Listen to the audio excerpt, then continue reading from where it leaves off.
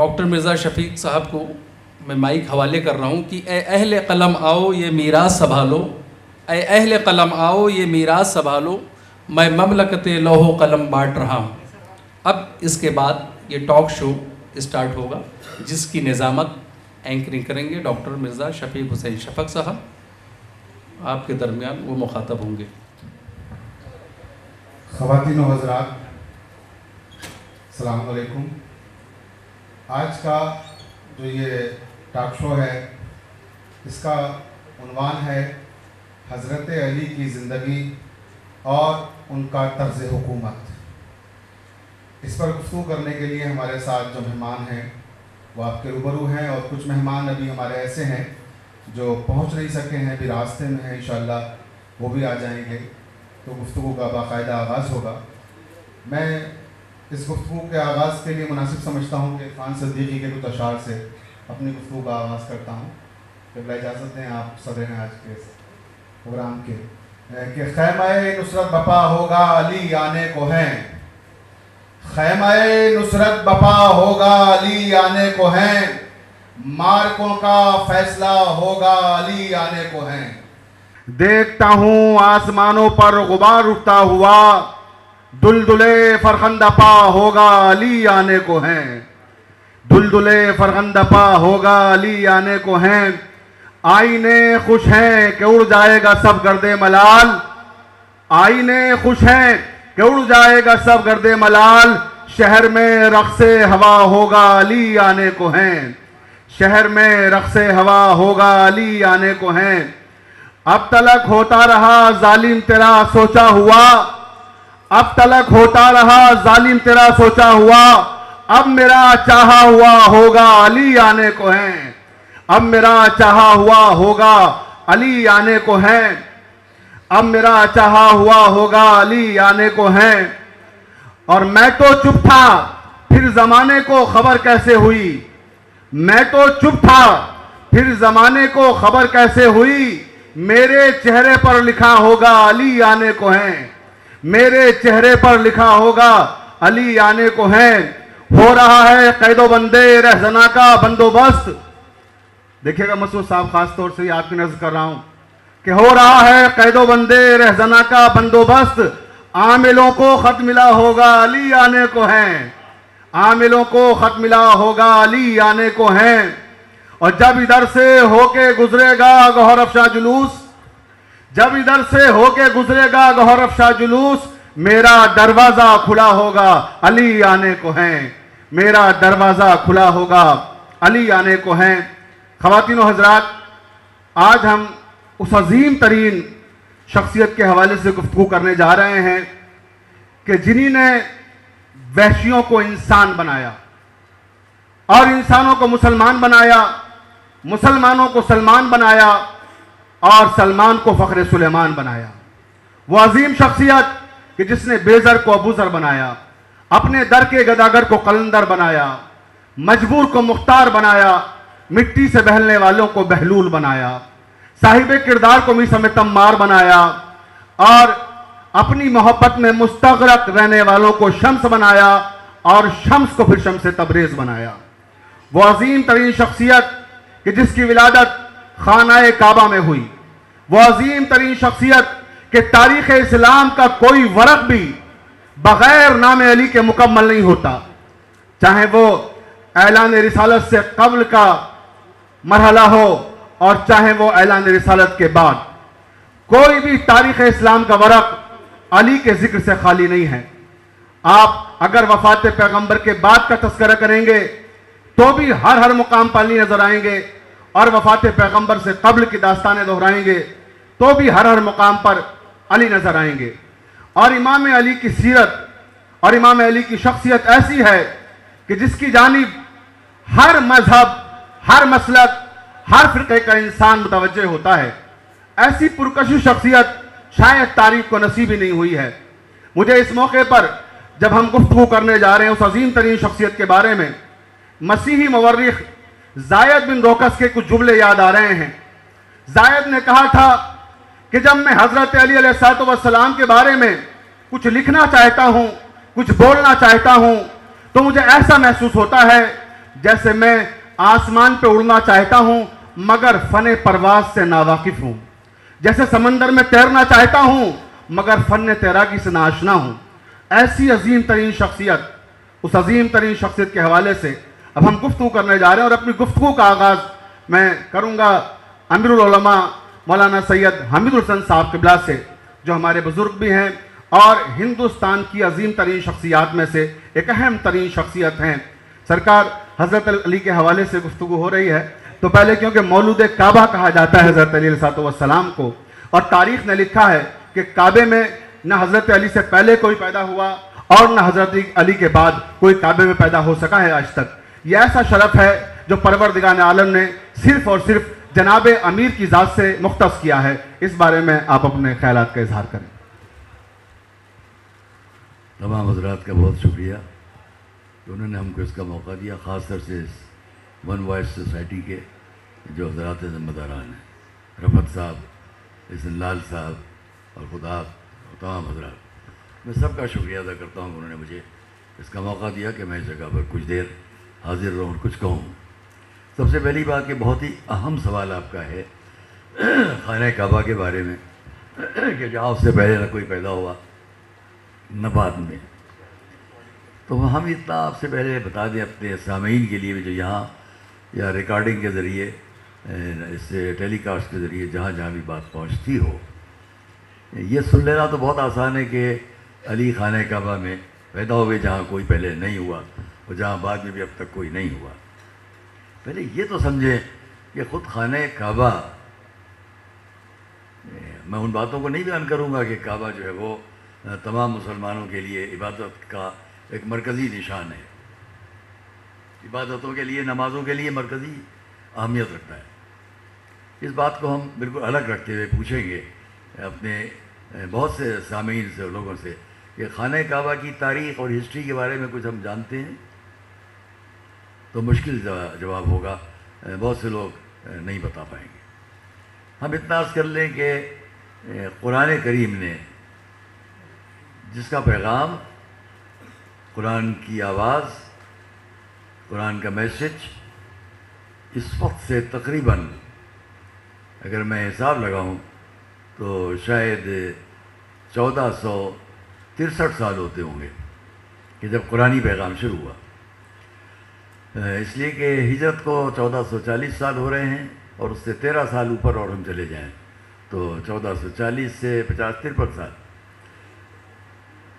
خود اس سے 40 سال پہلے سے ہمارے رسول کا وجود اس دنیا میں ہے۔ مجموعی طور پر ہمارے رسول جنہوں نے اسلام پیش کیا، ان کی آج کی تاریخ تک اگر ہم مدت جوڑ لیں تو شاید 1503 سال ہوتے ہوں گے یا 1504 سال۔ 1503 سال اور 1504 سال سے یہ ہسٹری ہے جو قرآن کی ہے اس دنیا میں ہمارے آپ کے سامنے۔ اس قرآنی میسج کو اگر سامنے رکھیں، اس کی میں ایک لائن پڑھتا ہوں، ایک آیت آپ کے سامنے سناتا ہوں۔ اس آیت میں پہلے آیت لائن پڑھ دوں، پھر ترجمہ پیش کرتا ہوں۔ بسم اللہ الرحمن الرحیم، ان اول بیت وضع للناس للذی ببکۃ مبارکا وہدی للعالمین۔ ترجمہ یہ ہے کہ یقیناً پہلا گھر جو قرار دیا گیا لوگوں کے لیے وہ مکہ مبارکہ یعنی خانہ کعبہ ہے، جو عالمین کے لوگوں کے لیے ہدایت ہے۔ ہدی للعالمین، تمام لوگوں کے لیے، تمام یونیورس کے لیے ایک گائیڈنس کی جگہ ہے۔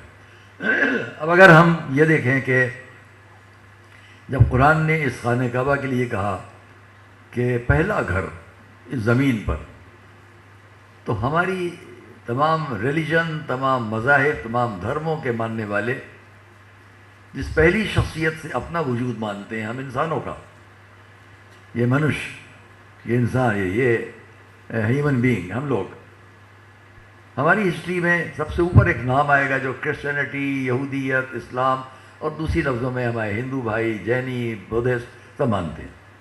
اس نام کو الگ الگ ناموں سے ہم لفظوں سے جانتے ہیں۔ ہم ان کو حضرت آدم کہتے ہیں۔ حضرت آدم سے جب ہسٹری شروع ہوئی تو کعبے کی ہسٹری حضرت آدم کے وقت سے، اب میں اس کو اس وقت نہیں بیان کروں گا، اگر آپ چاہیں گے تو بیان کر سکتا ہوں، لیکن اس میں زیادہ وقت صرف ہوگا. تو ہم اس ہسٹری کو بھی جو حضرت آدم کے وقت سے آج تک ہے، اس کو اگر ہم سمیٹ کے بھی بات کریں، کیونکہ اس میں اور بہت سی مذہبی باتیں آتی ہیں جن کو ہم چھوڑتے ہیں. 8000 سال 8000 سال سمجھیے کہ اتنی پرانی ہماری ہے ہسٹری خانہ کعبہ کی ہو جائے گی. کیسے بنا، کیوں بنا، کس طرح بنایا گیا، اور کتنے زمانوں میں کتنی بار انقلابات آئے، یہ گرا ٹوٹا، طوفانوں میں، سیلابوں میں، پھر سے بنا، اور یہاں تک کہ اس وقت جو اس کی تعمیر ہوئی ہے وہ تقریباً ہجرت کے حساب سے 97 یا 98 ہجرت ہوتی ہے. یعنی اس وقت بجائے 1440 کے ہم اس کو 1340 1350 سال کہہ سکتے ہیں. ادھر سے کعبہ ہے تو 1350 سال سے اب، اور حضرت آدم کے وقت سے لے کے اب کتنی اہم بات کہی ہمارے شفیق صاحب نے جو سوال کیا ہے کہ حضرت علی اس گھر میں پیدا ہوئے، اس سے پہلے اس گھر میں کوئی نہیں پیدا ہوا، بعد میں کوئی پیدا نہیں ہوا. تو ہم ان کی ولادت کی تاریخ تو جوڑ سکتے ہیں یہ کہہ کر کے 1440 میں ہم جوڑ لیں، اگر 10 سال اور تو 1450 سال. یہ حضرت علی کی ولادت کو تقریباً 1453 سال 54 سال یا 60 سال ہوتے ہوں. لیکن ویسے اگر گھر کے حساب سے آپ دیکھیں گے تو گھر کے حساب سے ہزاروں سال کی اس ہسٹری میں اس گھر کے اندر سوائے علی کے کسی کا نہ آنا، کسی کا نہ پیدا ہونا اس بات کی دلیل بنتا ہے کہ کعبہ ساری دنیا کے لیے اگر ہدایت کا مرکز بنایا جا رہا ہے قرآن کی آیت سے، تو جو اس کے اندر آئے گا وہ بھی اتنا اہم وجود ہوگا کہ ساری دنیا کے لیے گائیڈنس دے سکے اور ہدایت دے سکے. حضرات، ابھی آپ نے دیکھا کہ کعبے کی پوری تاریخ امیر العلماء مولانا سید حمید الحسن صاحب قبلہ نے بیان کی، اور یہ شرف امام علی کو حاصل ہے کہ وہ کعبے میں پیدا ہوئے، اسی لیے ہم انہیں مولود کعبہ کہتے ہیں. یہ میں نے اس لیے سوال کیا تاکہ ہمارے آڈینس، ہمارے سامعین بھی جان لیں کہ مولود کعبہ کیوں کہا جاتا ہے حضرت علی کو. اور میں اس حوالے سے ایک تقریر سن رہا تھا علامہ طاہر القادری صاحب کی. انہی نے بڑی خوبصورت بات کہی. انہی نے کہا کہ میں یہ سمجھنے سے قاصر تھا کہ حضرت علی کو کعبے میں کیوں پیدا کیا اللہ تعالیٰ نے. یہ شرف کسی کو نہیں ملا لیکن صرف امام علی کو ملا. تو وہ اپنی تقریر میں کہتے ہیں کہ میں نے بہت غور کیا اور میں نے بہت کتابوں کا مطالعہ کیا، یہ جاننا چاہا کہ آخر یہ شرف حضرت علی ہی سے کیوں مخصوص ہے اور حضرت علی ہی کو کیوں کعبے میں پیدا کیا گیا. میں استقبال کرتا ہوں مولانا عبد المنان صاحب قبلہ کا. تشریف لائیں، ہمارے مہمان مولانا عبد المنان صاحب قبلہ تشریف لے آئے ہیں جو اس مذاکرے میں حصہ لیں گے. تشریف رکھیں. کیسے ہیں؟ تو میں عرض کر رہا تھا قبلہ عبد المنان صاحب کہ طاہر القادری صاحب نے کہا کہ میں یہ جاننے سے قاصر تھا کہ امام علی کو کعبے میں کیوں پیدا کیا گیا. تو اس حوالے سے وہ کہتے ہیں کہ میں نے بہت مطالعہ کیا کتابوں کا، لیکن جب میں نے کافی مطالعہ کیا تو پھر میں اس نتیجے پر پہنچا کہ کیونکہ امام علی کی شادی جناب فاطمہ زہرا سلام اللہ علیہا سے ہوئی ہے جو نبی کی بیٹی ہیں. تو جب میں نے یہ پڑھا اور میں یہاں تک پہنچا کہ امام علی کی شادی جناب فاطمہ زہرا سے ہوئی اور جناب فاطمہ زہرا رسول خدا صلی اللہ علیہ وسلم کی بیٹی ہیں، تب میری سمجھ میں آ گیا کہ علی کو کعبے میں کیوں پیدا کیا گیا ہے کہ جب بیٹی نبی کے گھر کی ہوگی تو پھر دلہن نبی کے گھر کی ہوگی تو پھر دولہا کم سے کم اللہ کے گھر سے آنا چاہیے. تو وہ کہتے ہیں کہ میں اس نتیجے پر پہنچا اس واقعے کے بعد. تو اب آئیے، یہ ابتدائی باتیں تھیں کہ کعبے میں کیوں پیدا ہوئے. اب ہم سیرت کی طرف چلتے ہیں. مولانا عبد المنان صاحب قبلہ بھی ہمارے تشریف لے آئے ہیں اور آئیے آپ ہی سے گفتگو کو اور مزید آگے بڑھاتے ہیں سلسلے کو کہ امام علی کے بارے میں کہا جاتا ہے کہ امام علی وہ ہیں جو بچپن سے رسول خدا صلی اللہ علیہ وسلم کے ساتھ رہے ہر موقع پر، بلکہ امام علی وہ ہیں جن کی پرورش رسول خدا صلی اللہ علیہ وسلم نے کی. یہ بھی ایک بہت بڑا شرف ہے کہ علی کعبے میں پیدا ہوئے اور اسی کے ساتھ ساتھ آپ کی پرورش نبی کریم صلی اللہ علیہ وسلم نے کی. تو کہا جاتا ہے کہ سب سے پہلے بچوں میں ایمان لانے والے بھی حضرت علی علیہ السلام ہی ہیں. میں جاننا چاہوں گا عبد المنان صاحب سے کہ سلسلے میں آپ کے کیا نظریات ہیں مولا کائنات کے بچپن سے متعلق کچھ اپنے خیالات کا اظہار کریں.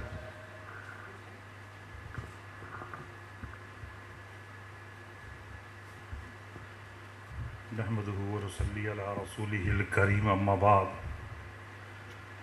فاعوذ بالله من الشيطان الرجيم بسم الله الرحمن الرحيم فاعتصموا بحبل الله جميعا ولا تفرقوا صدق الله العظيم. डाइस पे बैठे हुए उलमा इकराम,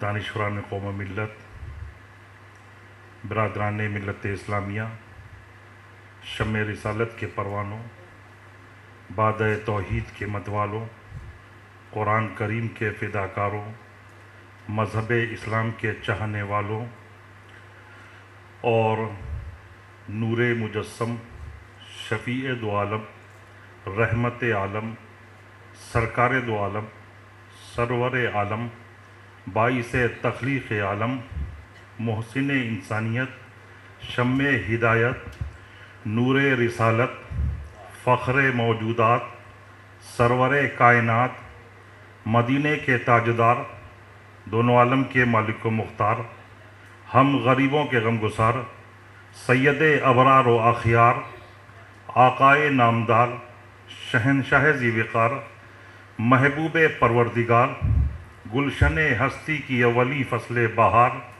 शाफ़े महशर, साक़ी कौसर, नबियों के सरदार, खैरुल बशर, बशीर व नज़ीर, मुमतनउन नज़ीर, सिराज मुनीर, अज़मत मुस्तफ़ा, शम्सुज़ ज़ुहा, बदरुद्दुजा, सदरुल उला, नूरुल हुला, कहफुल वरा, सैयदुल मुरसलीन, खातिमुन नबिय्यीन, शफ़ीउल मुज़नबीन, अनीसुल गरीबीन, रहमतुल लिल आलमीन, राहतुल आशिकीन, मुरादुल मुश्ताकीन, शम्सुल आरिफीन, सिराजुस सालिकीन, मिज़बाहुल मुक़र्रबीन, सैयदिस सकलैन, नबीयिल हरमैन, इमामिल क़िबलतैन, वसीलतिन फ़िद्दारैन, साहिबी क़ाब क़ौसैन, महबूब रब्बुल मशरिक़ैन वल मग़रिबैन, जद्दिल हसन वल हुसैन, ताहो यासीन, अनीसे बेकसा, चारासाज़ दर्दमंदा, फ़ख्र रसूला, मालिक हफ़्त आसमा, नाज़िश हर दो जहाँ, सरकार इनोआ,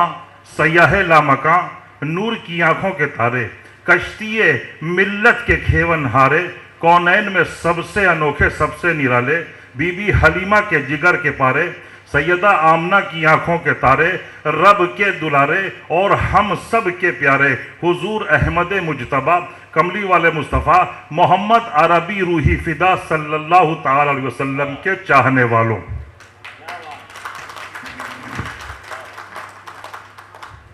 हज़रात,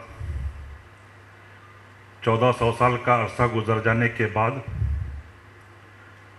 15वीं सदी का तरक्की याफ्ता इंसान और 21वीं सदी ईसवी की तरक्की याफ्ता तहजीब, दौर हाजिर की गालिब सोसाइटी रसूम मुशीर का सर्किमेंट सुन्नी ईजाद, सुतून अफलाक से टकराती हुई साइंसी ईजादात, मगरबी तालीम का तहजीब व तमद्दुन, ईरान का फ़लसफ़ा हयात, इराक़ के हिकमत इल्मी, अरब की फसाहत व बलागत और हिंदुस्तान की मशरिकी तहजीब, यह सब बबांगे दुहल अपनी बेबसी का इजहार करते हुए ज़बान हाल से नहीं बल्कि ज़बान काल से कह रही है, दुनिया को आज भी ज़रूरत अली की है। कहने वाले किसी हकीकत शनास इंसान ने अपने तख़य्युल का इजहार आज से बहुत पहले कहा था, इंसान को बेदार तो हो लेने दो, हर कौम पुकारेगी अली हमारे हैं।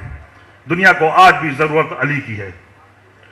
हजरात, आज दुनिया के पास साइंस जैसी नाकाबिल तस्वीर ताकत भी है, आज दुनिया के पास इल्म की रोशनी भी है, आज दुनिया के पास तरक्की का चराग भी है, आज दुनिया के पास उखुवत व मसावत मिल्लत व भाईचारगी का पैगाम भी है, आज दुनिया के पास जंगी वसाइल भी लामहदूद हैं, आज दुनिया के पास तरक्की का चराग भी है। तो ऐसी नाकाबिल तस्खीर दुनिया को जिसने अपने अज़्म मुसम्मम से हिमालय की अजमत को झुकने पर मजबूर कर दिया, जिसने वसी चांद पर कदम रखा, जिसने सूरज की शुआओं को गिरफ्तार किया, जिसने हवाई पहरों पर दस्तरस हासिल की, जिसने समंदर के मौजों पर काबू पाया, तो ऐसी नाकाबिल तस्खीर दुनिया को उस रहनुमा इंसानियत की ज़रूरत आज भी है।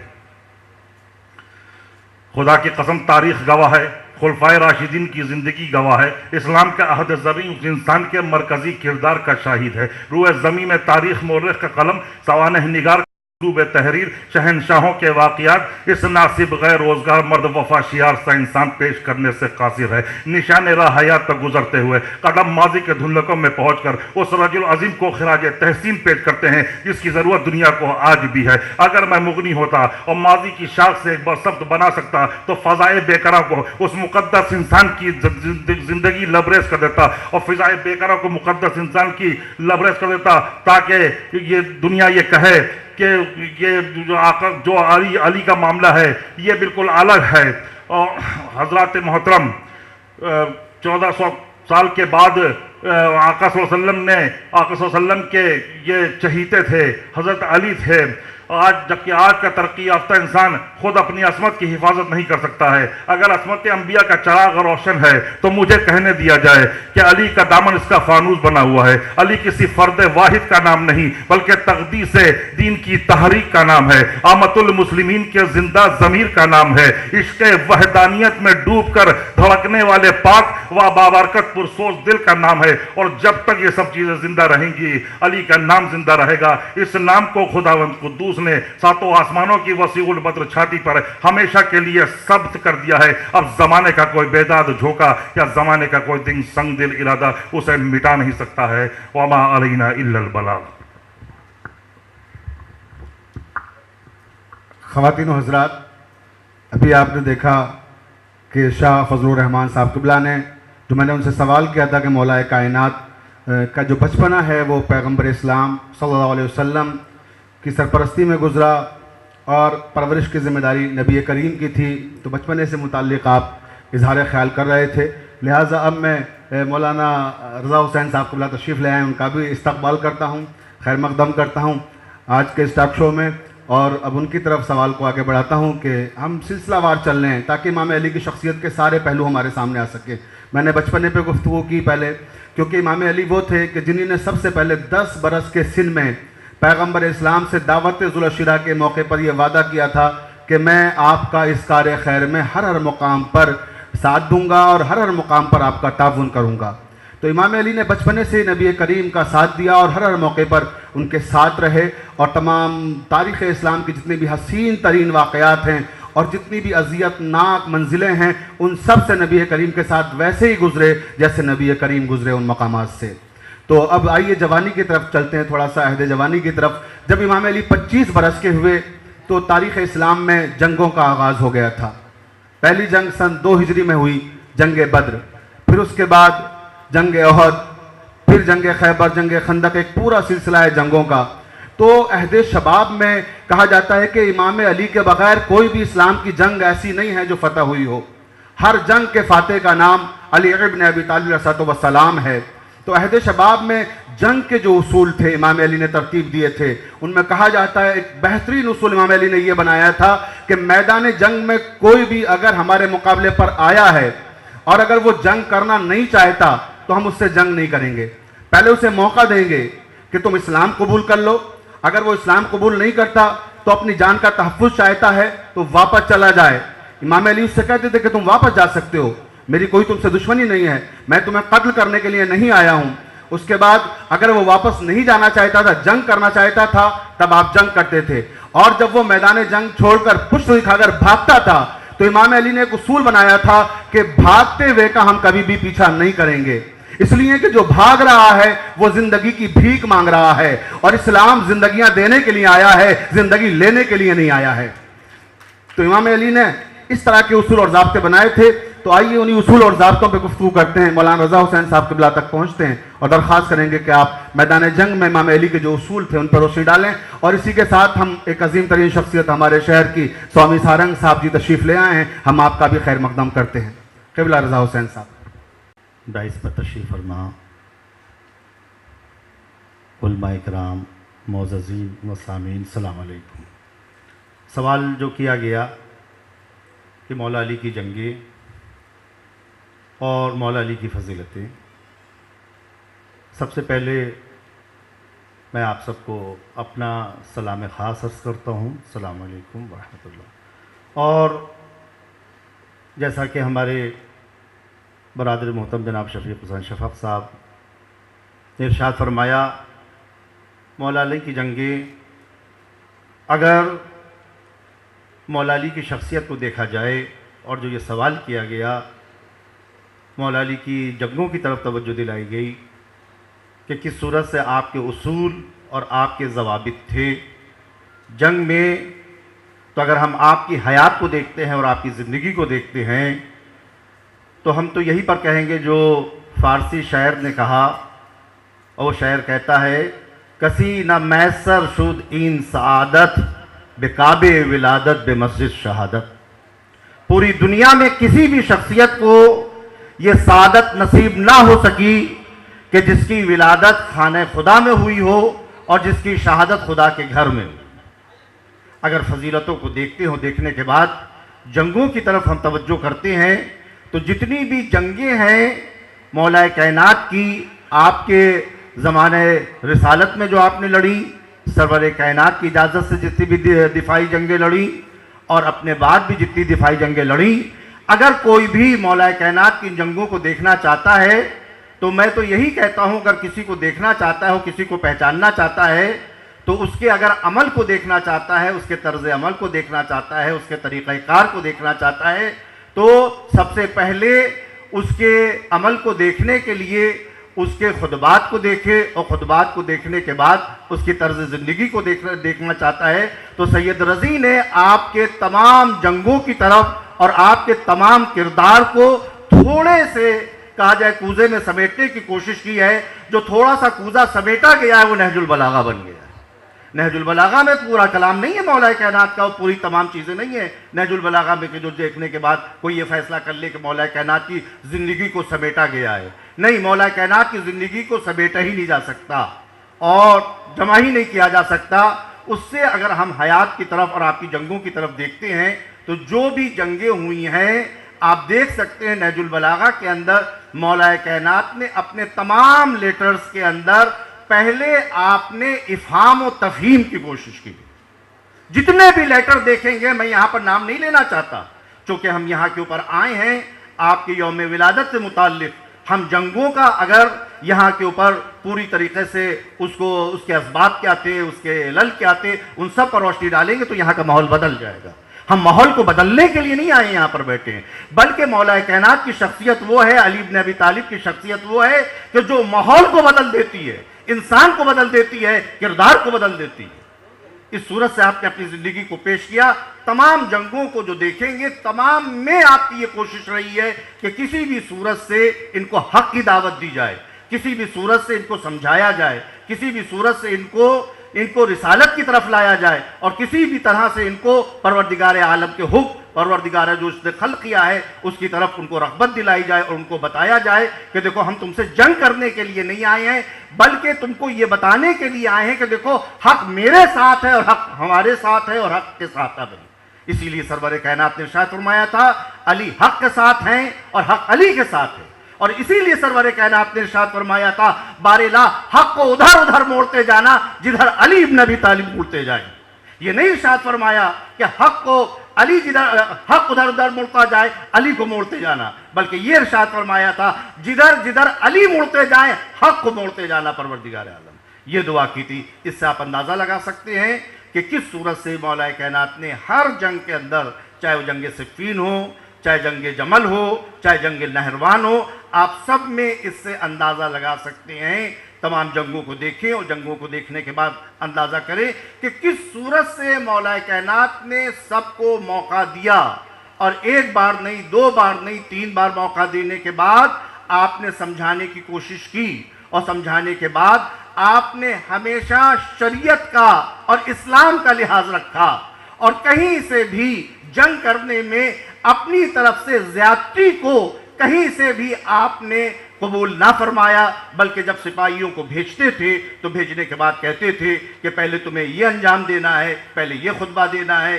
پہلے تمہیں یہاں تک ان کو قائل کرنا ہے، اور قائل کرنے کے بعد دیکھو کس صورت سے جانوروں کے اوپر وار نہیں کرنا ہے، کس صورت سے تم کو درختوں کو نہیں کاٹنا ہے، کس صورت سے علی ابن ابی طالب، جنگوں کی بات تو دور کی بات ہے، علی ابن ابی طالب تو یہ بھی نہیں پسند کرتے تھے کہ کسی بھی چوٹی کے منہ کے اندر اگر ایک دانہ ہے اور اس کا چھلکا ہے، وہ چوٹی بھی لے کر جا رہی ہے تو اس سے اگر اس دانے کو اور اس چھلکے کو چھین لیا جائے تو علی بن ابی طالب جب اس کو زیادتی سمجھتے تھے، ظلم سمجھتے تھے، تو جنگ کے اندر کسی کے اوپر بیجا حملے کو کیسے سمجھ لیں.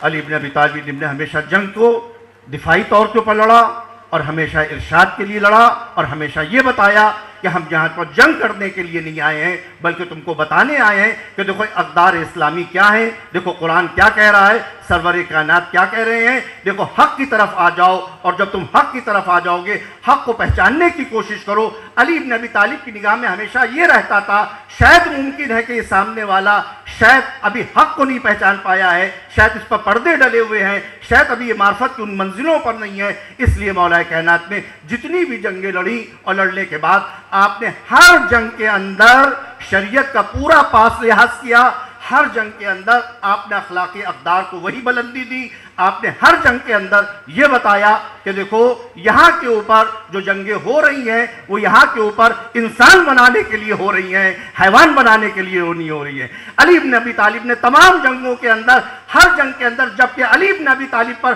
تمام طرف سے حملے ہو رہے تھے، اور اگر آج پوری دنیا کے اندر آتنکواد کو مٹانا چاہتی ہے، ٹیررزم کو ختم کرنا چاہتی ہے، تو علی بن ابی طالب کے طرز عمل پر چلنا ہوگا۔ اگر علی بن ابی طالب کے طرز عمل پر چلے گی، اور جس صورت سے انہوں نے حکومت کی، جس صورت سے آپ نے مکتوب لکھے نہج البلاغہ میں، اگر اس کو آج بین الاقوامی پیمانے پر دیکھا جائے، جیسے یونائٹڈ نیشن کے اندر پاس ہوا کہ علی بن ابی طالب نے جو لیٹر بھیجا ہے مالک اشتر کے نام، اگر اس پر آج پوری دنیا عمل کر لے تو دنیا سے ظلم بھی مٹ جائے گا، زیادتی بھی مٹ جائے گی، دنیا کے اندر جنگ کا خاتمہ بھی ہو جائے گا، انسانیت نکھر کے آئے گی، اور نکھرنے کے بعد دنیا کو یہ بتائے گی کہ اسلام کا مزاج کیا ہے۔ اسلام کا مزاج حق پسندی ہے، اسلام کا مزاج انسانیت ہے، اسلام کا مزاج محبت ہے، اسلام کا مزاج مودت ہے۔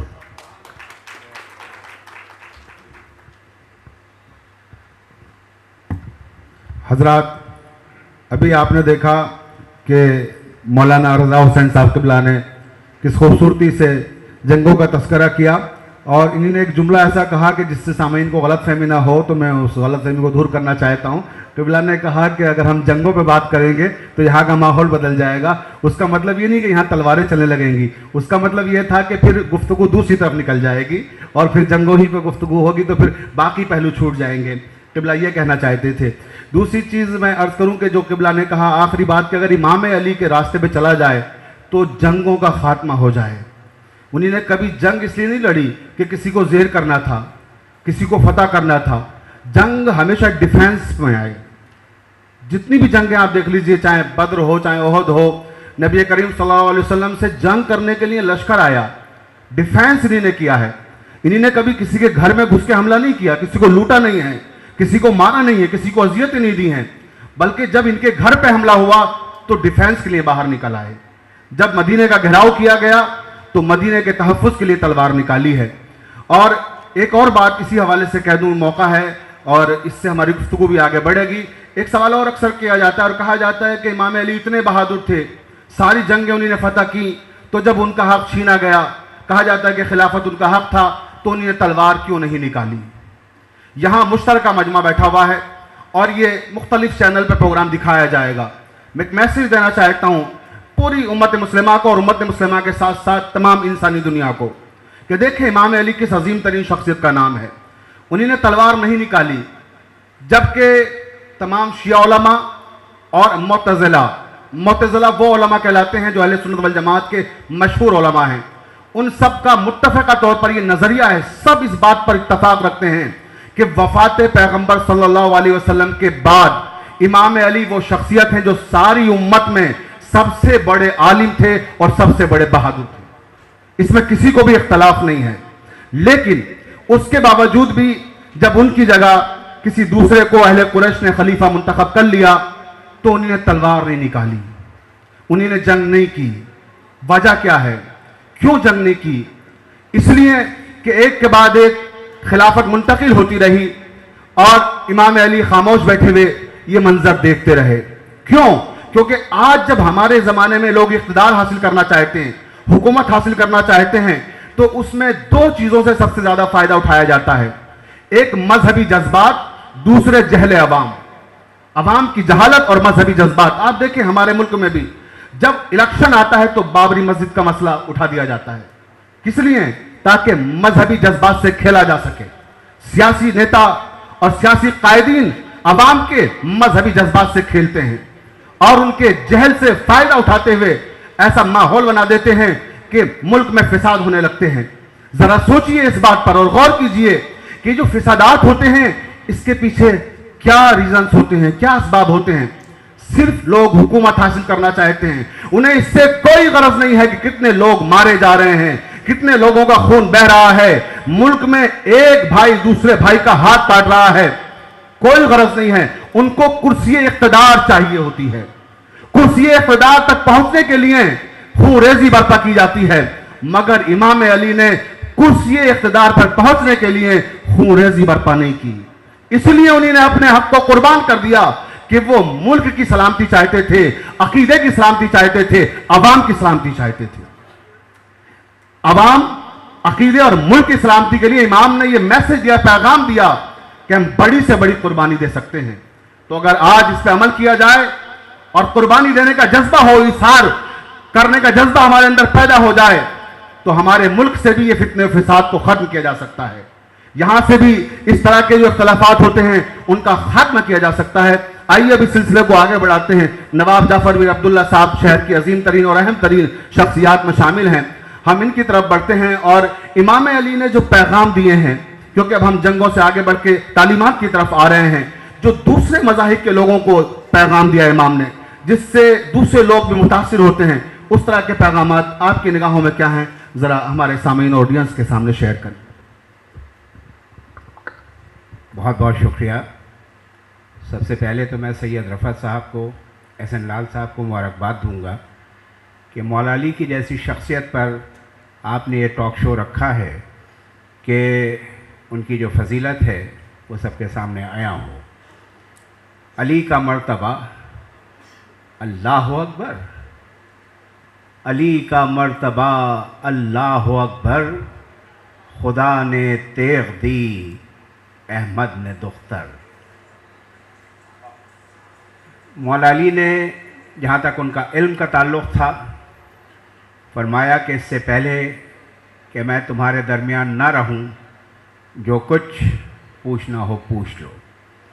یعنی ہر خشک و تر میں جو علم ہوتا ہے وہ سب مولا علی کے شعور میں تھا. سرور نواب صاحب نے اسی سلسلے سے کیا خوب ربائی فرمائی ہے. فرماتے ہیں کہ تحریر سلونی میں جلی لکھا ہے, تحریر سلونی میں جلی لکھا ہے, جاگیر امام ازلی لکھا ہے, قدرت نے لدنی کے قلم سے سرور, ہر علم کے ماتھے پہ علی لکھا ہے. اسی ذیل میں ایک اور ان کی ربائی ہے کہ شاعر تھے مقرر تھے نبی سے پہلے, شاعر تھے مقرر تھے نبی سے پہلے, تھیں اور زبانیں عربی سے پہلے, لگتا ہے مگر نہج بلاغہ پڑھ کر بولا ہی نہیں کوئی علی سے پہلے. جیسا کہ ابھی آپ فرما رہے تھے کہ جب جہاد ہوتا تھا تو وہ اپنے ایمان کی دفاع کے لیے ہوتا تھا, وہ کسی تخت و تاج کے لیے نہیں ہوتا تھا, وہ کسی اقتدار کے لیے نہیں ہوتا تھا. آج کل جو جہاد ہوتا ہے وہ اپنے لیے ہوتا ہے اور وہ ایک غلط فہمی ہے. مولا علی جب جنگ کے لیے تشریف لاتے تھے تو دو قسم کے ان کے وار ہوتے تھے, یا تو ورٹیکل ہوتا تھا یا ہاریزونٹل ہوتا تھا, اور دو حصوں میں جسم منقطع ہو جاتا تھا اور دونوں ہم وزن ہوتے تھے. میر انیس صلی اللہ مقامہ نے ان کی جنگ خیبر میں ایک جنگ کا جو منظر نگاری کی ہے وہ ملاحظہ فرمائیں کہ مرحب جو کہ عرب کا بے بدل پہلوان تھا, وہ مولا علی کی شخصیت اور ان کی ذوالفقار سے اتنا مروب تھا کہ ایک اسلحہ کے بجائے دو اسلحہ باندھ کے آیا ہے. سر پخود ہے, اس پر ایک موٹے پتھر کی سل ہے, جسم پر زرہ ہے.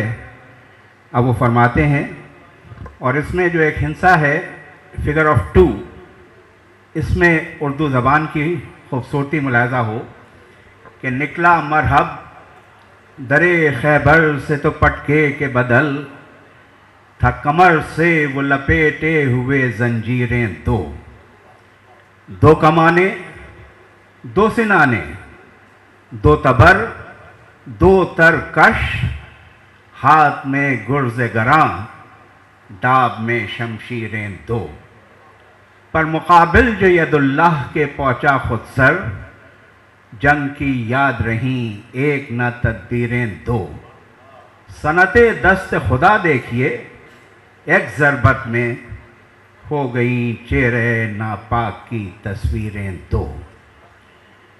مولا علی جتنے قابل تھے، جتنے عالم تھے، ویسے ہی شجاع بھی تھے، اور ویسے ہی رحم دل بھی تھے، اور ویسے ہی انصاف پسند بھی تھے۔ انہوں نے غلام خریدے آزاد کرنے کے لیے۔ مولا علی نے ہمیں ایک میسج دی کہ اگر آپ جنگ کے لیے جا رہے ہیں تو یہ سمجھیے کہ یہ آپ کی پہلی جنگ ہے، ابھی آپ کو بہت جنگیں لڑنا ہیں، اور اگر آپ مسلح پر نماز کے لیے تشریف لیے جا رہے ہیں تو یہ سمجھیے کہ یہ آپ کی آخری نماز ہے۔ آپ کا جذبہ، آپ کا ڈیووشن، آپ کی سیکریفائسز ایسی ہونا چاہیے۔ اور مولا علی کی جو نہج البلاغہ ہے، یونائٹڈ نیشنز نے اس کو ایز اے ریفرنس بک اپنے چارٹر میں رکھا ہے کہ اگر جیسا آپ فرما رہے تھے کہ نہج البلاغہ کے جو اقوال ہیں، جو خطبات ہیں، جو مولا علی کی وصیت ہے، جو ان کے لیٹرز ہیں، اگر اس پر عمل کیا جائے تو امن و امان قائم ہوگا۔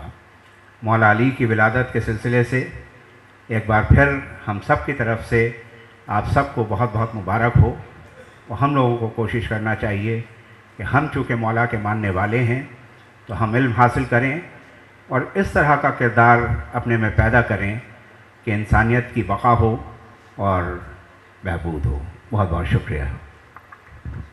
شکریہ نواب جعفر میر عبداللہ صاحب، اور ہمارے درمیان جناب معروف مرزا صاحب بھی تشریف لے آئے ہیں، خواجہ معین الدین چشتی یونیورسٹی کے وائس چانسلر ہیں۔ ہم آپ کا خیر مقدم کرتے ہیں اور درخواست کریں گے کہ آپ ہمارے درمیان اوپر تشریف لے آئیں۔ چلیں، خیر، بہت بہت شکریہ آپ کا، ہم بہت استقبال کرتے ہیں دل کی گہرائیوں سے آپ کا کہ آپ تشریف لائے، اور اس طرح کی بہت سی اہم ترین شخصیتیں، میں معذرت چاہتا ہوں سب کا نام نہیں لے سکتا اس وقت کیونکہ ہمارے پاس وقت بھی کم ہے، سلسلے کو آگے بڑھاتے ہیں۔ امام علی کے تعلق سے گفتگو ہو رہی ہے، اور ابھی میں نے الیکشن کی بات کی تھی تو الیکشن کے حوالے سے ایک اور بات کہہ کے گفتگو آگے بڑھاتے ہیں۔ اکثر ایسا ہوتا ہے، سید رفعت صاحب آپ اس سے زیادہ واقف ہیں، کہ جب الیکشن کا زمانہ ہوتا ہے، جب انسان کو الیکشن جیت جاتا ہے تو الیکشن جیتنے کے بعد سب سے زیادہ فیض اپنے دوستوں کو پہنچاتا ہے، اپنے قریبیوں کو پہنچاتا ہے، لیکن امام علی نے ایسا نہیں کیا۔ جب وہ خلافت ظاہری ہم اس کو کہتے ہیں، جو ظاہری حکومت ہے، اقتدار ہے، ظاہر سی بات ہے، امامت ایک الگ شے ہے، وہ منصوص من اللہ منصب ہے، لیکن یہ تو ظاہری اقتدار تھا، حکومت تھی جسے ہم خلافت کہتے ہیں۔ تو یہ جب خلافت امام علی کو ملی تو آپ کا جو پیریڈ ہے خلافت کا وہ 4 سال 9 مہینے ہے۔ ان 4 سال 9 مہینے میں 4 بڑی جنگیں بھی ہوئی ہیں امام علی سے، جس میں ایک جنگ ایسی ہے، جنگ صفین، 9 مہینے تک جو جنگ جاری رہی۔ آپ سوچئے 4 سال 9 مہینے میں 9 مہینے ایک جنگ جاری رہی، اور 3 جنگیں، جنگ نہروان بھی ایسی جنگ ہے جو کافی دن تک جاری رہی، جنگ جمل کافی دن تک جاری رہی، اور جو خوارج سے جنگ ہوئی ہے وہ جنگ الگ ہے۔ تو اتنی ساری جنگیں بھی اسی زمانے میں امام نے لڑی، اور اسی زمانے میں وہ اہم ترین کارنامے انجام دیے اس دور اقتدار میں کہ جو تاریخ میں آج بہت ہی یادگار بن گئے ہیں، یا کہیں کہ جنہوں نے تاریخ کو عہد زرعی میں تبدیل کر دیا ہے اسلام کی، وہ زمانہ۔ تو امام علی کے پاس جب وہ حکومت ملتی ہے انہیں، ان کے سگے بھائی جناب عقیل آتے ہیں۔ دیکھیں آپ کیا میسج، کیا پیغام دیا امام علی نے، اور کیا سیرت ہے امام علی کی۔ جب ہم الیکشن جیتتے ہیں اپنے عزیزوں کو فائدہ پہنچاتے ہیں، اور لیکن امام علی کے سگے بھائی جناب عقیل سامنے بیٹھے ہوئے ہیں، کہتے ہیں کہ یا علی مجھے کچھ اور پیسے کی ضرورت ہے۔ تو امام علی نے پوچھا کیسا پیسہ؟ کہ جو اسلامی اسکالرشپ ملتی ہے، وظیفہ ملتا ہے۔ تو کہا آپ کو ملا نہیں اس مہینے وظیفہ؟ کہ مل گیا، مگر مجھے اس سے زیادہ کی ضرورت ہے۔ کہ اچھا قمبر ذرا آگ روشن کریے۔ جناب قمبر نے آگ روشن کی، کہ عقیل اس آگ میں کود جائیے۔ سگے بھائی کو کہہ رہے ہیں کہ اس آگ میں کود جائیے۔ تو جناب عقیل کہتے ہیں کہ یا علی آپ کیا کہہ رہے ہیں؟ کیا مجھے اس آگ میں آپ جلانا چاہتے ہیں؟ کہا عقیل تم نے زیادہ وظیفہ مانگنے سے پہلے ایک بار بھی نہیں سوچا کہ تم مجھے اس آگ میں جلانا چاہتے ہو؟ یہ میرا مال نہیں، یہ بیت المال کا مال ہے، یہ مسلمانوں کا مال ہے، ہر ایک کو برابر ملے گا، کسی کو زیادہ نہیں دے سکتا میں۔ یہ ہے امام علی کی سیرت۔ تو آئیے اسی سیرت پہ اقتصادیات کے حوالے سے گفتگو کرتے ہیں جناب مسعود رضوی صاحب سے، جنہوں نے اقتصادیات پر، معاشیات پر، ماحولیات پر بہت ورک کیا ہے، کافی کام انہوں نے کیا ہے، اور ان کے آرٹیکل اکثر آتے رہتے ہیں۔ آپ نیٹ پر جب سرچ کریں گے، یوٹیوب پر ان کی تقریریں بھی مل جائیں گی، اور گوگل پہ جا کے دیکھیں تو ان کے آرٹیکل سے بہت سارے انہوں نے کافی کام کیا ہے۔ تو ہم جاننا چاہیں گے اسی حوالے سے آپ سے کہ امام علی کے دور خلافت میں جو اقتصادی مسائل تھے، جو معاشیاتی چیزیں تھیں، آپ اس پر روشنی ڈالیں تاکہ ہمارے سامعین جان سکیں اس کے بارے میں۔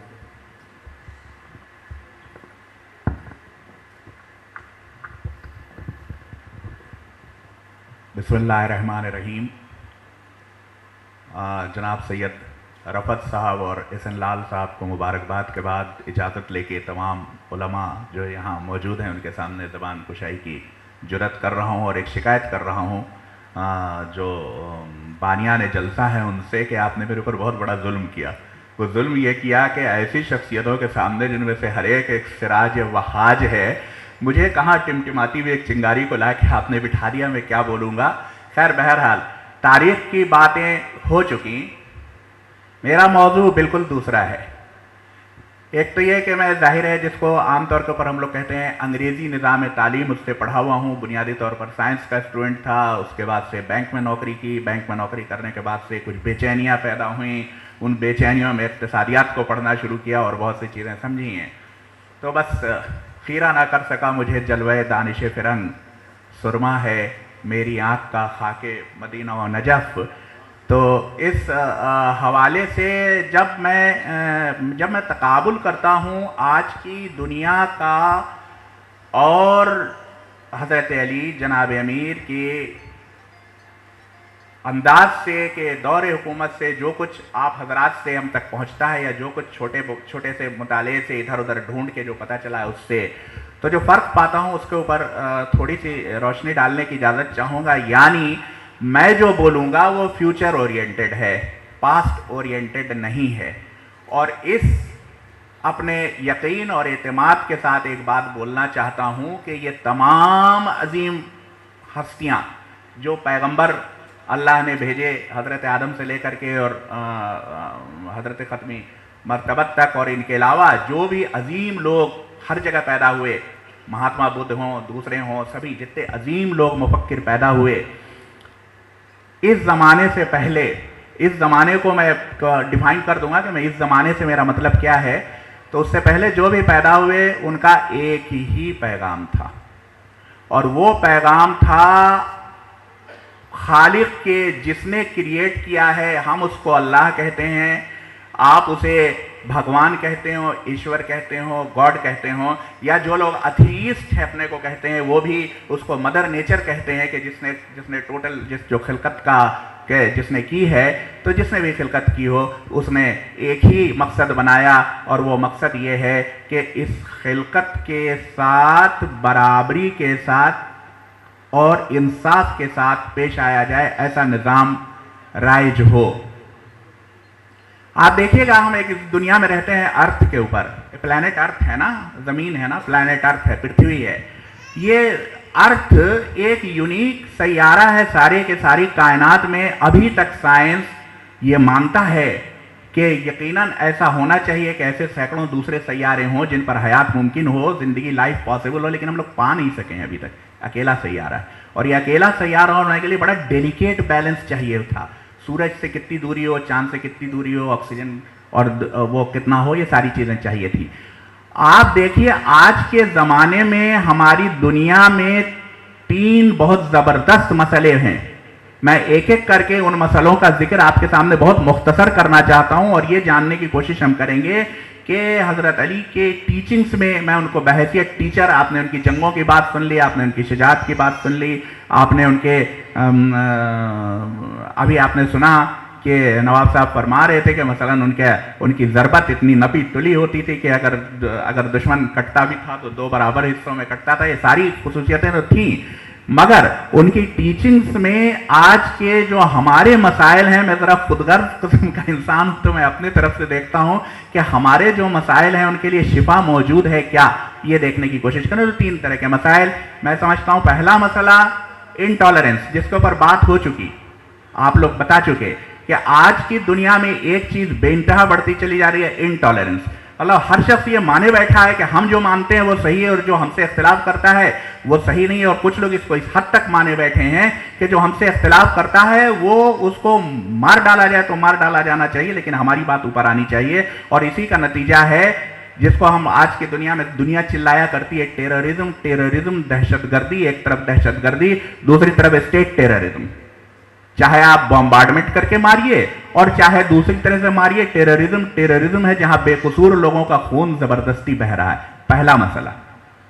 दूसरा मसला जिसके बारे में दुनिया अब थोड़ा थोड़ा जागने लगी, लेकिन अभी भी हम लोग को समझ में आता होता नहीं है, बहुत साफ बात है। वो बात है आप माहौलियात जिस तरह से बिगड़ रहे हैं, आपको पता है कि हमें के ग्लोबल वार्मिंग होती चली जा रही है। खैर लोग जानने लगे हैं। स्टीफन हॉकिंग अभी उनका इंतकाल हुआ है, जो कि खुद बहुत बड़ा एक मौजज़ा थे अल्लाह का। तो अगर स्टीफन हॉकिंग की बात माने तो उन्होंने बहुत वजाहत के साथ, आप में से जो लोग चाहें वो मुझसे कहिएगा, मैं उनके लेक्चर आपको भेज दूंगा व्हाट्सएप के ऊपर। बड़ी वजाहत से उन्होंने कहा है कि अगर इंसानियत इसी राह पर चलती रही तो 200 साल से ज्यादा दुनिया नहीं बचने वाली है। यानी जंग की बात नहीं, न्यूक्लियर वार हो जाए तो आज कर लीजिए, आज खत्म हो जाएगी, उसमें कोई बात नहीं है। वो नॉर्थ कोरिया और अमेरिका में धमका धमकी चल रही थी, वो उस पर मार दें 2 हाइड्रोजन बम, उन पर 2 हाइड्रोजन बम मार दें, दुनिया खत्म, आज साफ हो जाएगी। ये सब कुछ ना हो, एक मरीज की तरह सिसकते हुए जो हमारे इक्तिसादी हालात हैं, जिस तरह से हम दुनिया का टेम्परेचर बढ़ाते जा रहे हैं, जिस तरह हम दुनिया में आलूदियां फैलाते जा रहे हैं, तो दुनिया 200 साल से ज्यादा बकौल स्टीफन हॉकिंग नहीं चलेगी। दूसरे साइंसदान भी उनके हमनवा हैं इस सिलसिले में, और वो कोई 100 से लेकर 500 साल तक की पेशन गोई की है कि अगर हम लोगों ने इसको दुरुस्त नहीं किया तो दुनिया खत्म होने वाली है, इत्मीनान रखिए आप। तीसरा मसला जिसको हम लोग बिल्कुल नहीं देखते और उसकी तरह तरह की तावीलें करते हैं, आप जरा अपने शहर में ही यहां से निकलिए और घंटाघर के पास एक घंटाघर बहुत खूबसूरत माशाअल्लाह बन गया है, उसके पास कुड़िया घाट की तरफ अगर आप वॉक करना शुरू करें तो आपको बाईं तरफ खुसूसन आप देखिएगा, वहां इंसान बसते हैं। इंसान जो काहे में रहते हैं, कुट के बने हुए घरों में रहते हैं, फूस में रहते हैं, जो जिनके बच्चे आपको अपनी गली में, मेरी गली में, मतलब मुझे शर्म आती है देख करके कि वहां कूड़े के ऊपर से, मैंने खुद एक वीडियो बनाया है और वो वीडियो यूट्यूब पर पड़ा हुआ है, आप लोग देख सकते हैं कि 2 छोटे नन्हे बच्चे वो यूनिटी कॉलेज के पास के कचड़े के ऊपर बैठे हुए उससे गन्ने की फेंकी भी उठा के चूस रहे हैं और खा रहे हैं। यह आलम है इंसान के बच्चे। कभी हमने रुक के शायद उनसे पूछा नहीं किसी से कि वो क्या है, क्या किस लिए, किस वजह से यहां तक पहुंच गए। और दूसरी तरफ फोर्ब्स के लिस्ट है करोड़पतियों की, उसमें माशाअल्लाह हमारे बड़े बड़े नाम उसमें आते चले जा रहे हैं। आजकल तो बड़े नाम बड़ी तेजी से उभर रहे हैं। एक बड़ा नाम, हालांकि मैं नाम नहीं लेना चाहता था, लेकिन आजकल एक नाम बड़ा मशहूर हो गया है, मैं उनका नाम ले रहा हूं, नीरव मोदी जी। नीरव मोदी जी भी उसमें फोर्ब्स की लिस्ट में मौजूद हैं। तो ये जो, अच्छा ये हिंदुस्तान की बात नहीं है, मतलब हम खामखा इंडेमिक नहीं है। इंडेमिक होती है ना, एक चीज इंडेमिक होती है, एक एपिडेमिक होती है, एक किसी खास जगह एक बीमारी फैली होती है। ऐसा नहीं कि हिंदुस्तान हमारा इस मामले में बहुत बुरा है, हिंदुस्तान बहुत अच्छा है जनाब, अल्लाह का शुक्र है कि उसने हमें हिंदुस्तान में पैदा किया। सारी दुनिया में ये बला इसी तरह फैली हुई है। और अगर आप ग्रीन पेस नहीं किसी और ने किया है, बहरहाल ये तय शुदा है कि आज के हालात ये हैं, आज से 2 साल पहले के हालात ये थे कि दुनिया के 1% लोगों का कब्जा दुनिया की 50% दौलत के ऊपर था, और बाकी दुनिया के 99% लोग बाकी के 50% वसाइल पर गुजारा कर रहे थे, है ना। 1% लोगों के पास 50% आधे रिसोर्सेज के ऊपर कब्जा था, और बाकी 99% लोग 50% जो वसाइल बचे हैं उन पर गुजारा कर रहे थे। और यह हालत और बिगड़ गई 2 साल में। ये 1% के पास 85% है, 50 नहीं 85%, 85। तो आप एक छोटी सी बात अर्ज करके, मैं बहुत कम वक्त लेना चाह रहा था, लेकिन चीजें वो हैं तो मैं उसके बाद थोड़े से, इजाजत हो तो थोड़ी सी गुफ्तगू कर दूं, नहीं तृष्णा रह जाएगी बात। आपने देखा होगा कि किसी भी चीज को ये नेचर का लॉ है, आप कहिए अल्लाह ताला का बनाया हुआ कानून है, भगवान का बनाया हुआ कानून है, या साइंस की जबान में बोलिए नेचर का लॉ है। आपने देखा है پانی اپنی سطح خود ڈھونڈ لیتا ہے. آپ اونچے نیچے پانی کو دو حصوں کو ملا دیجئے, پانی جہاں زیادہ ہوگا وہاں سے کم کی طرف بہ نکلتا ہے. گرم پیالی کو آپ یہاں ٹیبل کے اوپر رکھ دیجئے, اس سے گرمی نکلے گی اور ماحول میں ملتی جائے گی جب تک کہ اس کا ٹیمپریچر, اس کی گرمی کم ہو کر کے ماحول کے برابر نہ آ جائے, تب تک ملتی جائے گی. یہ وسائل کے سلسلے میں الٹا کیوں ہے صاحب؟ آپ جو دولت مند طبقہ ہے اس کو اور جو نسبتاً غریب تر طبقہ ہے اس کو جوڑ دیجئے, جوڑ کے دیکھ لیجئے. آج نہیں تو کل ہوگا یہ کہ غریب تر طبقے سے وسائل کھنچ کر کے جو دولت مند طبقہ ہے اس کے پاس پہنچ جائیں گے. اور دولت مند طبقہ تو ہم لوگ کہتے ہیں, ہم نے دیکھا ہی نہیں کسی دولت مند کو. ہم لوگوں میں یہاں کوئی اپنے کو, اگر ہم لوگوں میں سے کوئی سمجھتا ہو کہ ہم بھی دولت مند ہیں, تو دولت مند کوئی ہے نہیں. وہ 7 یا 8 فیملیز ہیں دنیا کی کل جن کے پاس یہ سارے وسائل اکٹھا ہو رہے ہیں. تو کیا ان کا کوئی حل ہے؟ ہم نے ابھی یہ بات علماء نے کہی کہ سب کہاں ہیں. جناب امیر کے خطبات میں سے جو انہوں نے جو تعلیم دی تھی ان میں سے کچھ ایک جگہ جو سید رضی کے اکٹھا کیا ہوا ہے اس کو ہم کہہ سکتے ہیں نہج البلاغہ کی شکل میں, اور نہج البلاغہ سے الگ بھی موجود ہے. تو ان 3 چیزوں کے بارے میں سب سے پہلے نہج البلاغہ سے میں آپ کو 3 ریفرنس دے دوں. ویسے پورا نہج البلاغہ ہے, جس سے بہتر کبھی لگتا ہے کہ کسی نے کچھ بولا ہی نہیں تھا, تو وہ اپنی جگہ موجود ہے. لیکن نہج البلاغہ میں سے میں آپ کو 3 لیٹرز کا 3 ڈاکومنٹس جو حضرت علی نے لکھے تھے ان کا میں اسپیشل ریفرنس دوں گا. آپ گوگل پر نہج البلاغہ انگریزی میں ڈھونڈ لیجئے گا, مل جائے گی, اور اس میں آپ وہ تینوں لیٹرز ڈھونڈ لے سکتے ہیں. آج کل بہت آسان ہو گیا, علم بہت آسان ہو گیا, اللہ کا شکر ہے. پہلا لیٹر ہے جو انہوں نے وصیت لکھی ہے اپنے صاحبزادے کے نام, اپنے فرزند کے نام. دوسرا ہے جس کا ذکر ہو چکا, انہوں نے ایک گائیڈ لائن لکھ کے اپنے گورنر اپوائنٹی کو دی تھی, جن کو انہوں نے مصر کا گورنر بنا کر کے بھیجا تھا کہ یہ گائیڈ لائن ہے. اور اسی کا ذکر کوفی عنان صاحب نے کہیں کیا تھا, جس کا ذکر بار بار آتا ہے کہ یونیو میں ذکر کیا گیا. تو انہوں نے ایک پرنسپل دیے تھے کہ جب تم مصر میں جانا اور گورننس کرنا تو تم گورننس کس طرح سے کرنا. اس کے 2-3 جملے بس آپ کے سامنے میں کوٹ کرنا چاہوں گا کہ فرماتے ہیں کہ وہاں تم کو 2 طرح کے لوگ ملیں گے. ایک وہ لوگ ہوں گے جو مذہب میں, جو دین میں تمہارے بھائی ہیں, یعنی اپنے کو مسلمان کہتے ہیں, تو وہ دین میں تمہارے بھائی ہیں. دوسری طرح کے وہ لوگ ہوں گے جو اپنے کو مسلمان نہیں کہتے ہیں, دین میں تمہارے بھائی نہیں ہیں, لیکن خلقت میں تمہارے برابر کے ہیں. اللہ نے ان کو بھی بنایا ہے, تم کو بھی بنایا ہے, اور یہ دونوں طرح کے لوگ ایک طرح کی غلطیاں کرتے ہیں. تو ان کے ساتھ ایک طرح سے پیش آنا, نرمی سے پیش آنا. ان کو یہ نہ لگے کہ ان کے اوپر کوئی درندہ مسلط ہو گیا ہے, ان کو یہ لگے کہ ان کی ہدایت کی جا رہی ہے. 2 باتیں ایک ہو گئی, ایک یہ ہو گئی, ایک یہ ہو گئی. تیسرا جس خط کا میں بار بار ذکر کرتا ہوں اور آج میں ضرور ذکر کروں گا جناب کی اجازت سے, کہ وہ ان کے بصرے کے گورنر تھے حضرت وہ عثمان بن حنیف. اور عثمان بن حنیف کے بارے میں ان کو یہ شکایت, یہ خبر مل گئی کہیں سے کہ بصرے میں عثمان بن حنیف کسی دولت مند کے گھر میں دعوت تھی, اور وہاں دعوت میں بلائے گئے اور وہاں چلے گئے تھے. جو خط انہوں نے لکھا ہے وہ پڑھ لیجئے گا. اس ٹون میں, اس لب و لہجے میں ڈانٹ لگایا ہوا خط حضرت علی کا ہمیں اور کہیں دوسرا نہیں ملا, جس میں وہ کہتے ہیں کہ ابن حنیف, میں یہ سمجھتا تھا کہ تمہارے دل میں تھوڑا ایمان ہے. مجھے پتہ چلا ہے کہ تم ایک ایسے پیسے والے کے پاس پہنچ گئے دعوت کھانے کے لیے کہ جس نے صرف تم کو اس وجہ سے بلا لیا کہ تم گورنر تھے, تاکہ تم کو اس سے کوئی فائدہ ہو, تو اس کو تم سے کوئی فائدہ ہو جائے گا. آگے لکھتے ہیں کہ تم اس کے ہاں چلے گئے, تم نے یہ نہیں سوچا کہ اس کے ہاں جو عام اور غریب لوگ ہیں ان کو جانے نہیں دیا جاتا ہے, اور تمہارا ہاتھ بڑھ بڑھ کے اچھے نوالے اٹھا رہا تھا اور کھا رہے تھے تم. تو اگر یہ 3 خطوط خاص کر کے اگر ہم لوگ دیکھ لیں اور اس کے حساب سے دنیا اپنے کو درست کرنا شروع کرے تو درستگی آ جائے گی اپنے آپ, اور اسی طریقے سے درستگی آئے گی. بس ایک جو نہج البلاغہ سے الگ ہو کر کے جو بہت مشہور ہے اور سب نے کوٹ کیا, اس کے اوپر کہتے ہوئے اپنی بات ختم کر رہا ہوں.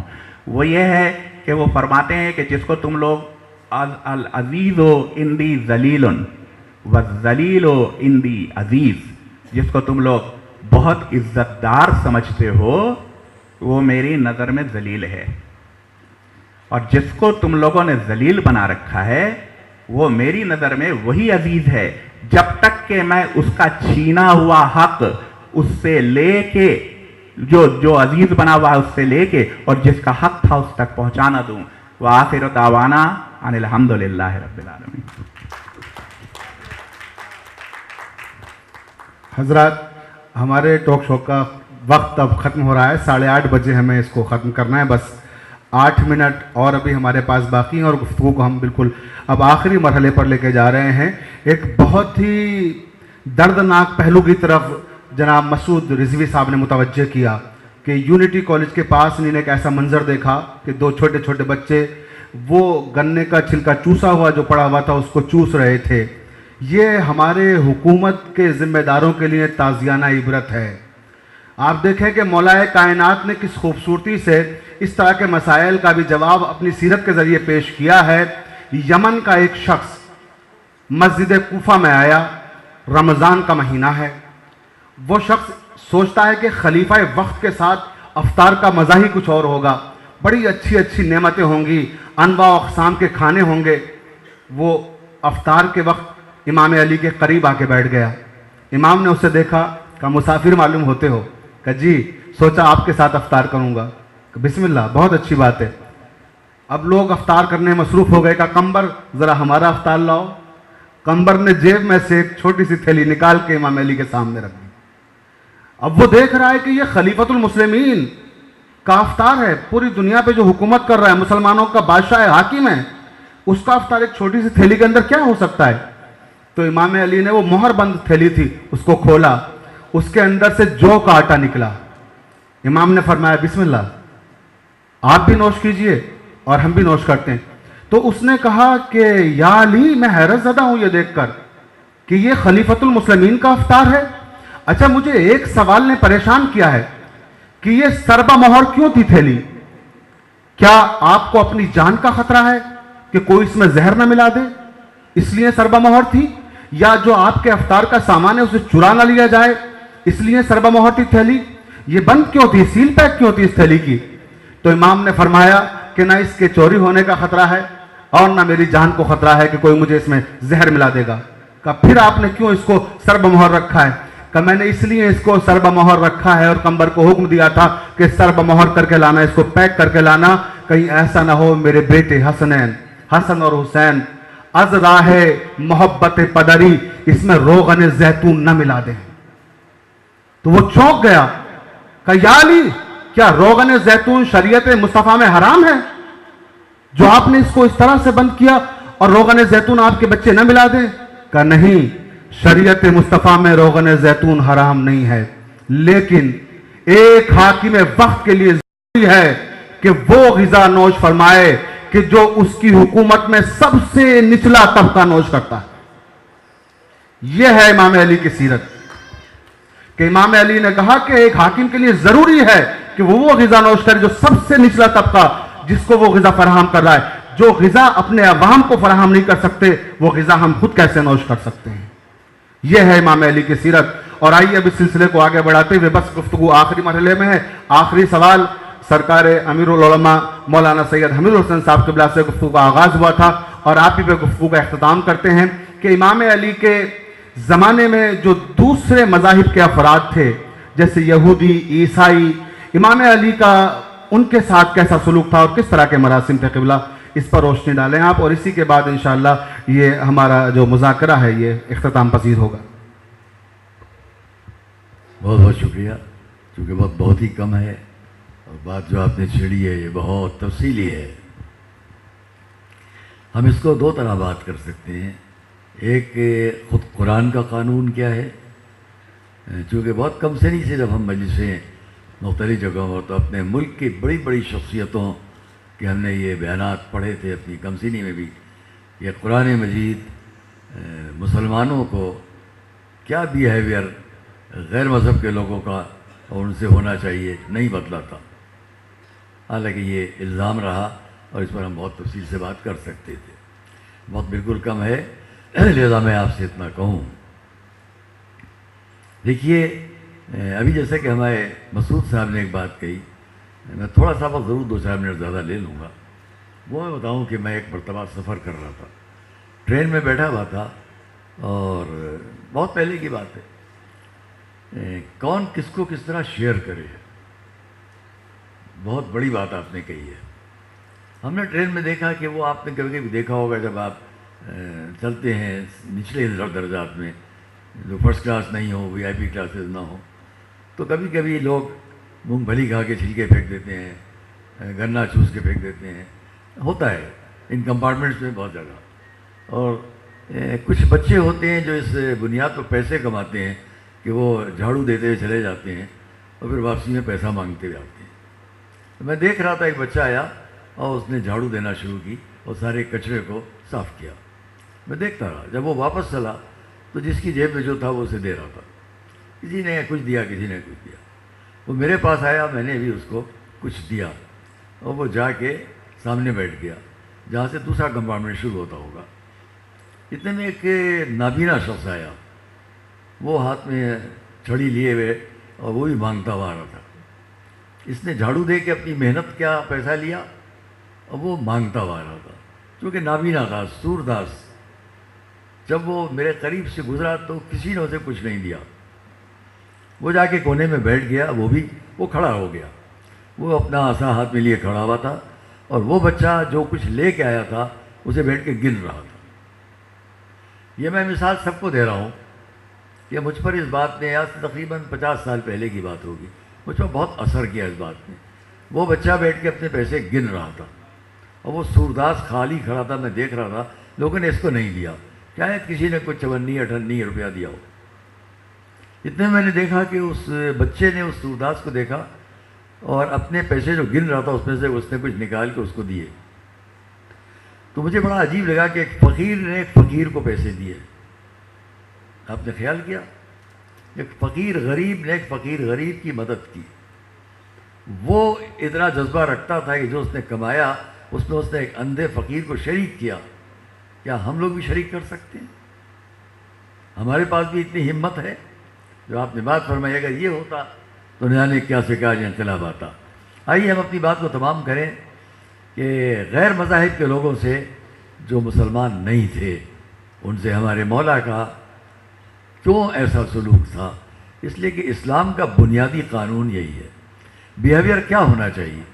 میں قرآن کریم کی پھر ایک آیت پڑھتا ہوں جو پہلے سوال کے جواب میں نے پڑھی تھی، یہاں پھر تلاوت کرتا ہوں ایک لائن ایک قرآن کریم کی ایک آیت جہاں یہ کہا جا رہا ہے کہ وَإِنْ أَحَدٌ مِّنَ الْمُشْرِكِينَ اسْتَجَارَكَ فَأَجِرْهُ حَتَّى يَسْمَعَ كَلَامَ اللَّهِ ثُمَّ أَبْلِغْهُ مَأْمَنَهُ ذَلِكَ بِأَنَّهُمْ قَوْمٌ لَا يَعْلَمُونَ۔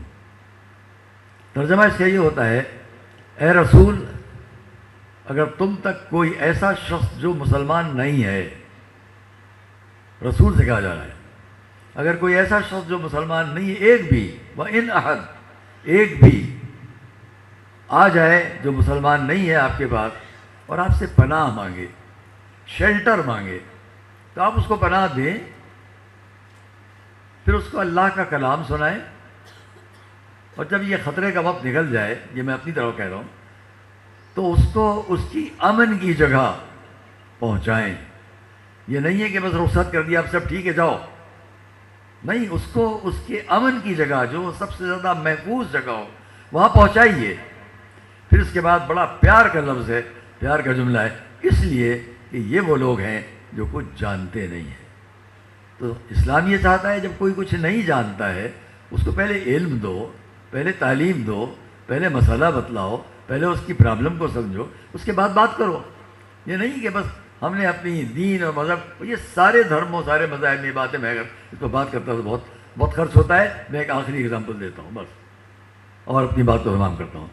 جیسا کہ ابھی آپ نے سنا کہ جب مولا علی پوری طرح سے اپنی حکومت، ظاہری حکومت پر بھی ہیں، ویسے تو آپ نے بہت کچھ سنا اتنی دیر میں، ماشاءاللہ بالکل ٹھیک، کہ خدائی منصب ان کے پاس ہے، الہی منصب ان کے پاس ہے، یعنی اپنے رسول کی طرف سے نیابت اور جانشینی، اور اب وہ منصب بھی ان کے ساتھ ہے کہ جب وہ رسول کی وفات کے 25.5 سال کے بعد اب حکومت بھی ان کے حوالے کر دی گئی ہے، جو سامنے کی حکومت ہے، تقریباً 53 کنٹریز کے اندر وہ پرچم لہرا رہا ہے، جس کا سینٹر یا مدینہ تھا یا پھر کوفہ ہے۔ ہمیں مولا علی مدینے کو چھوڑ کر کوفے آئے ہیں. اس کی ایک الگ پوری تفصیل ہے کہ کیوں آئے. جنگ کرنے نہیں آئے. اگر جنگ کرنا ہوتی تو مدینے میں رہتے. کوفے اس لیے آئے کہ کوفے سے وہ اپنی ساری بات ساری دنیا تک آسانی سے پہنچا سکتے تھے، کیونکہ مدینے تک مکے تک ڈیزرٹ سے پار کر کے لوگوں کا پہنچنا بہت مشکل تھا. لیکن عربین گل، پرشین گل جس کو ہم کہتے ہیں، وہاں سے ہو کے بصرے پہنچنا اور بصرے سے کوفے پہنچنا بہت آسان تھا. وہاں آ کر کوفے کی مسجد میں علی نے اپنے اس اسلامک میسیج کو، جو انسانی میسیج تھا، دنیا تک اچھی باتیں پہنچانے کا تھا، وہاں بیان کرنا شروع کیا اس دعوے کے ساتھ، اس چیلنج کے ساتھ کہ سلونی قبل ان تفقدونی، جو چاہے تم مجھ سے پوچھو. یہ بار بار اعلان ہوتا تھا اور یعنی کتنی دنیا کے علماء، مسائل کے جاننے والے، بہت سے تاجر وہاں پہنچتے تھے، سوال کرتے تھے اور جواب لے کے آتے تھے. جس کی میں 2 جملوں میں ہسٹری کو تمام کروں کہ اس اعلان سے پہلے وہاں رودکی، مانی، اس طرح سمنیہ اور ملاحدہ، بہت سے فرقے تھے. وہ سب فرقے ختم ہو گئے. صرف 2-3 بڑے بڑے نام رہ گئے، کرسچنز ہیں، یہودی ہیں یا اور دنیا. تو ان لوگوں نے بھی اسلام کو سمجھا، تلوار سے نہیں. اب آئیے میں اس پہ ایک بات کہتا ہوں. جب کوفے میں علی پوری پاور، پوری طاقت کے ساتھ حکومت کر رہے ہیں پوری دنیا پر، اور اس میں وہ جنگیں بھی ہو رہی ہیں جو آپ نے بیان کی،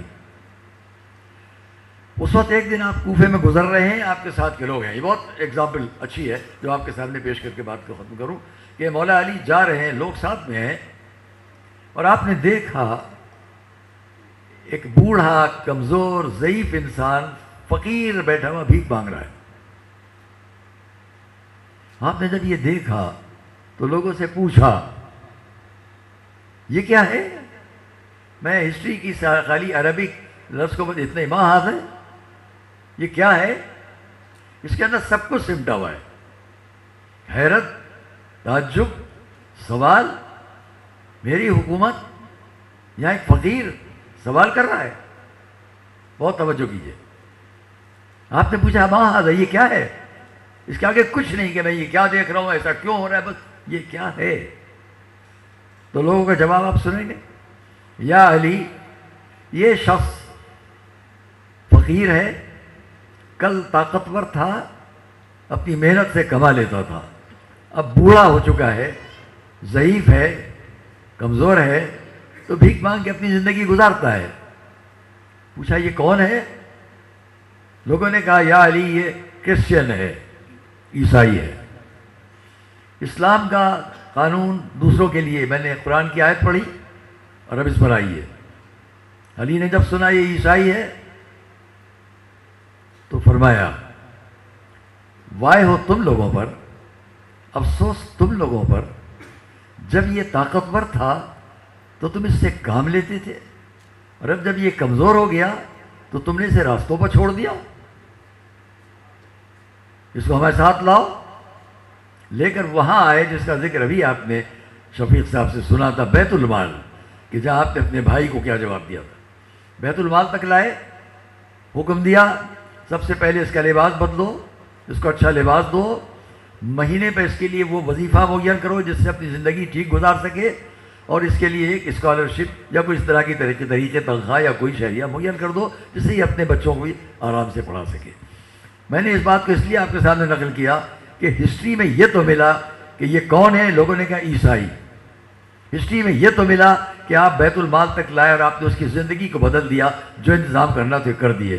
مجھے یہ کہیں نہیں ملا ہسٹری میں کہ اس سے کہو پہلے یہ اسلام قبول کرے تب ہم یہ مدد کریں گے.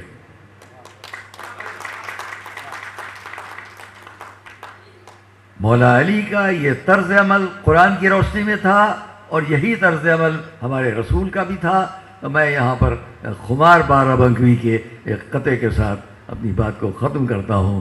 محمد شناسی نہیں کھیل یارو، محمد شناسی نہیں کھیل یارو، محمد کو یوں تو سبھی جانتے ہیں. علی کیا ہے یہ جانتے ہیں محمد، محمد ہے کیا یہ علی جانتے ہیں.